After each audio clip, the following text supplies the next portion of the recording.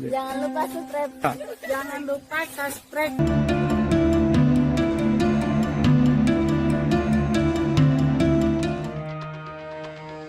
29 Mei 1997, bangsa Indonesia menggelar pemilu.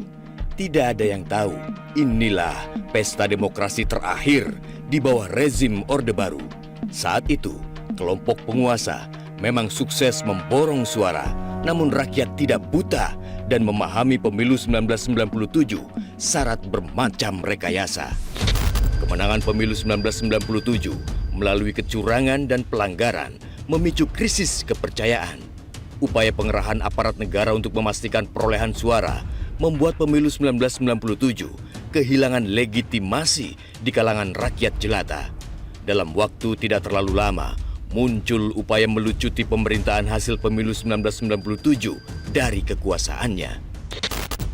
Pemerintahan hasil pemilu 1997 kehilangan legitimasi dan muncul gerakan reformasi. Tujuannya menuntut agar rezim Orde Baru segera diakhiri. Hanya 1 tahun umur pemerintahan hasil pemilu 1997 sebagai legitimasi terakhir rezim Orde Baru. Profesor Ilmu Hukum Hamid Awaludin memberi definisi pemilu yang demokratis, yaitu prosesnya predictable, namun hasilnya unpredictable. Sedangkan pemilu di era Orde Baru, hasilnya selalu predictable. Kondisi serupa terjadi menjelang Pilpres 2024. Pemenangnya sudah ditebak rakyat. Berbagai laporan bermunculan terkait penyalahgunaan kekuasaan untuk memastikan kemenangan. Yang sangat kasat mata, diantaranya skandal pelanggaran etik berat di MK. Kasusnya terkait membengkokkan aturan agar ada kandidat Pilpres yang dapat diloloskan. Ada pula vonis peringatan keras terakhir kepada KPU karena pendaftaran kandidat Pilpres tersebut menyalahi prosedur yang berlaku. Aroma rekayasa penguasa makin lama makin kentara. Proses penunjukan ratusan penjabat kepala daerah misalnya disinyalir syarat kepentingan politik penguasa. Sejumlah kebijakan pemerintah lainnya juga ditengarai bernuansa penguatan dukungan terhadap paslon yang direstui penguasa. Berbagai intervensi kekuasaan akhirnya memantik kepedulian para cendekiawan.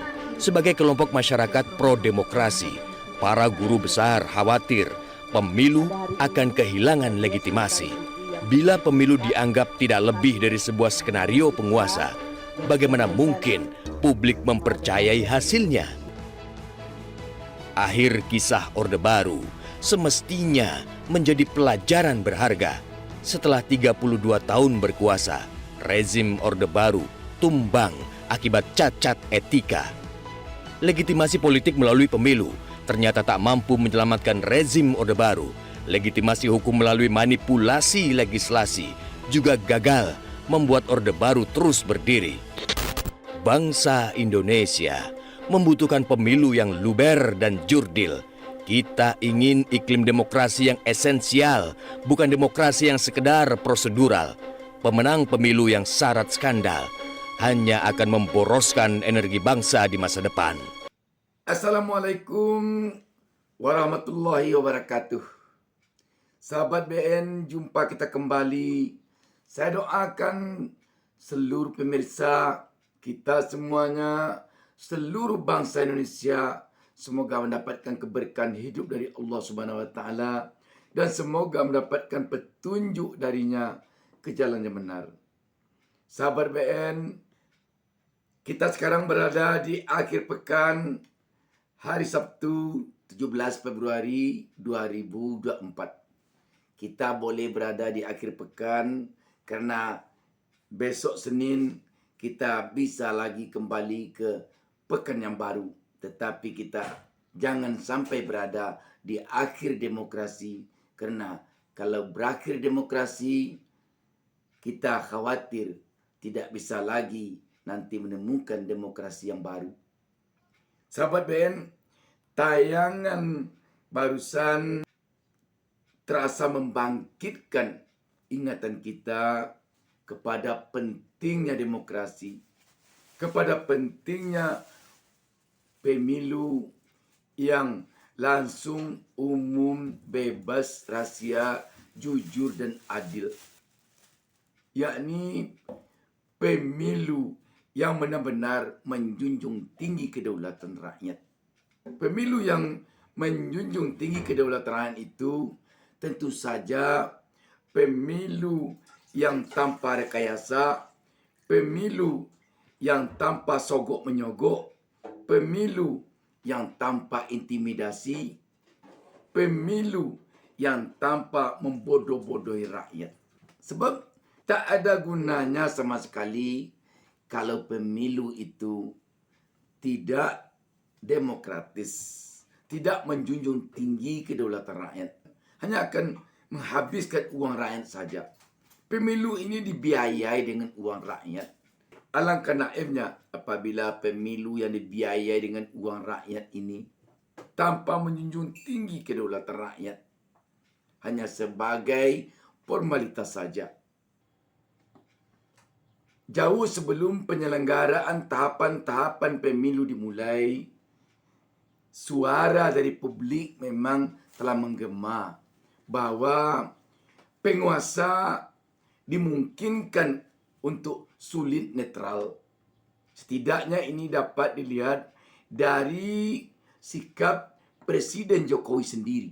Cawe-cawe Presiden Jokowi yang muncul di tengah-tengah publik dengan mengendorse beberapa orang tokoh dulunya, Ganjar dan Prabowo, telah memperlihatkan bahwa memang pemilu kali ini sulit untuk bisa dikatakan berjalan sesuai dengan prinsip demokrasi.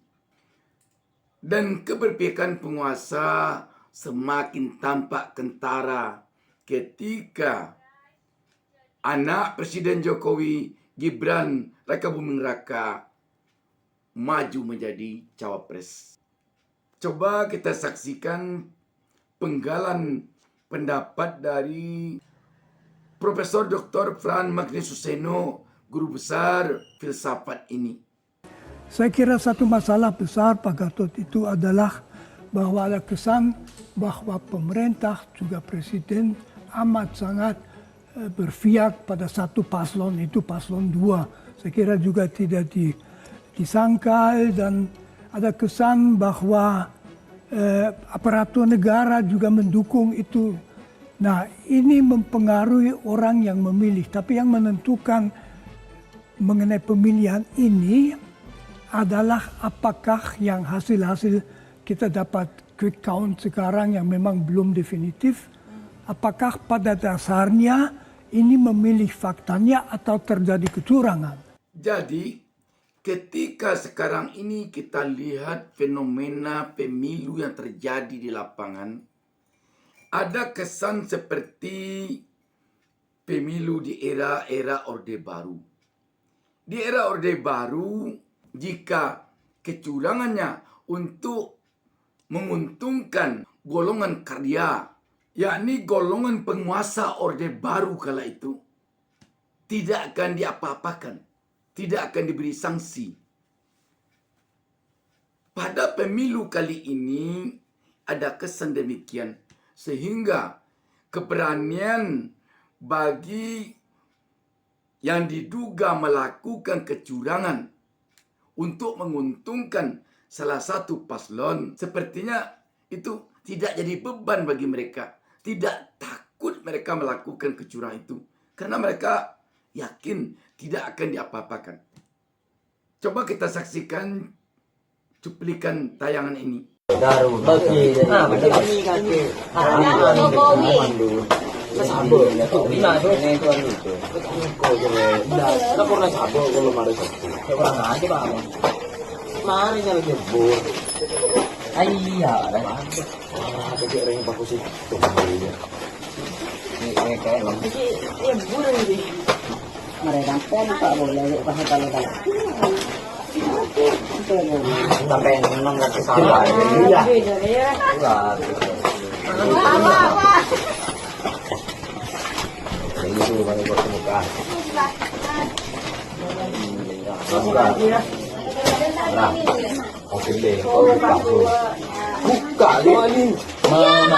Sistem informasi rekapitulasi atau Sirekap Komisi Pemilihan Umum dikeluhkan oleh petugas KPPS karena hasil penghitungan suara yang berbeda dengan hasil yang dimunculkan dalam sistem. Di TPS 026 Kembangan, Jakarta Barat, petugas KPPS yang melakukan penginputan data menemukan ada perbedaan hasil penghitungan pada salah satu paslon. Sistem informasi rekapitulasi atau Sirekap milik KPU diduga mengalami kesalahan sistem karena ditemukan adanya perbedaan hasil penghitungan suara yang signifikan pada salah satu paslon. Diduga terjadi kesalahan sistem yang membuat hasil penghitungan suara mengalami perbedaan.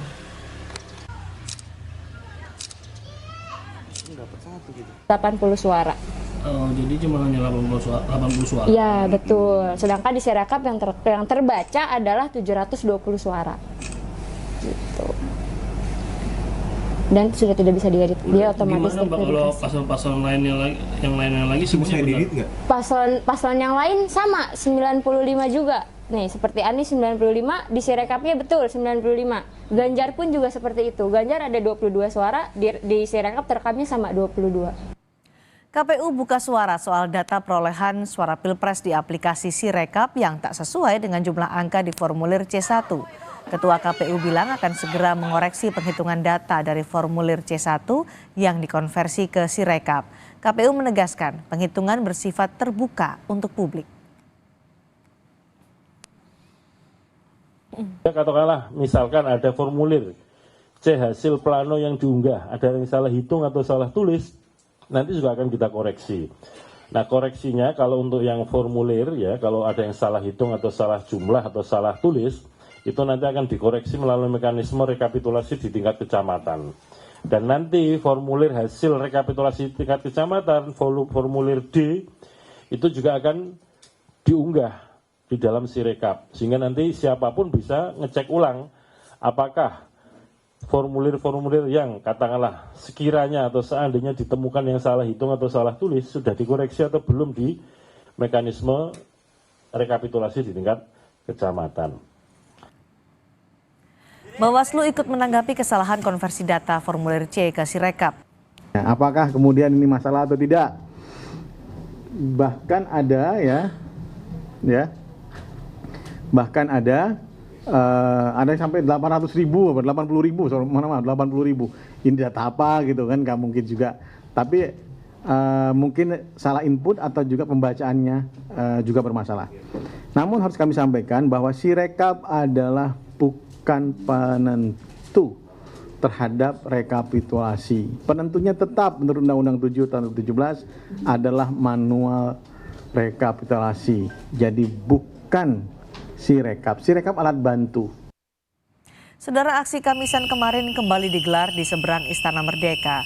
Dalam aksinya sempat diwarnai pemberian kartu kuning dan kartu merah kepada pemerintah, serta menyoroti isu praktik kotor yang terjadi di kontestasi pemilu 2024. Salah satu peserta aksi, Bivitri Susanti, mengingatkan pemilu harus jadi pesta rakyat. Kita sebenarnya yang elit doang.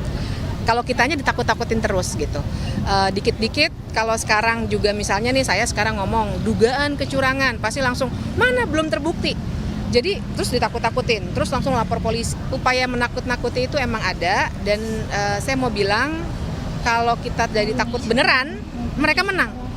Jangan bikin mereka menang.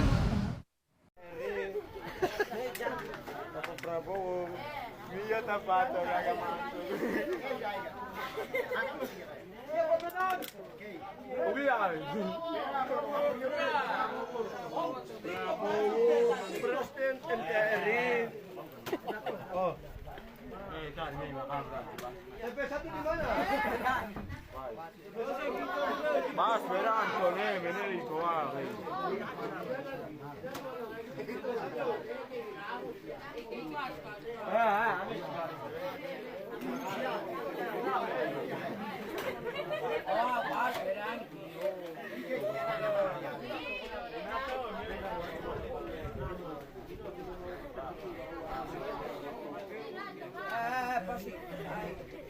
Dan ini tentu sangat berbahaya bagi kelangsungan demokrasi kita jika fenomena atau perilaku pemilu seperti ini dilanjutkan.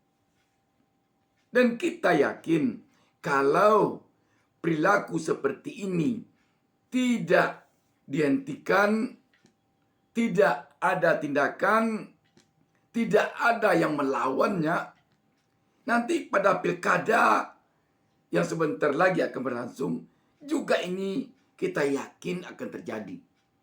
Sehingga nanti ketika pilkada berlangsung, calon yang didukung oleh penguasa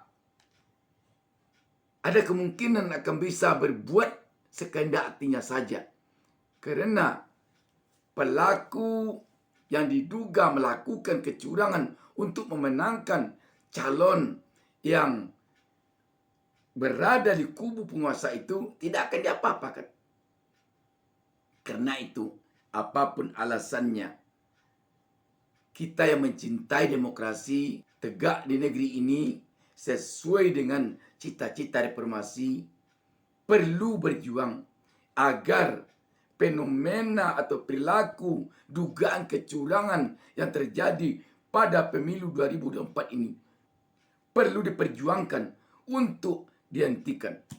Dan khusus untuk dugaan pelanggaran kecurangan pada pemilu ini perlu ini dibongkar dan perlu ini diusut.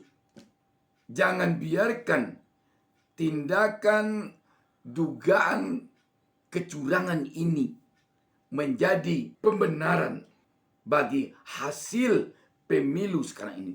Jangan sampai itu terjadi. Pemenang pemilu 2024 ini, baik Pilpres maupun Pileg, harus dari hasil yang bersih dari kecurangan. Jangan relakan pemimpin kita untuk tahun 2024-2029 lahir dari rahim uang, dari rahim intimidasi, dari rahim preman, tetapi harus lahir dari rahim demokrasi yang menjunjung tinggi kedaulatan rakyat. Karena itu, keikutsertaan rakyat, kalangan akademisi, mahasiswa, dosen, dan guru besar perlu dalam perjuangan ini. Demikian, wassalamualaikum warahmatullahi wabarakatuh.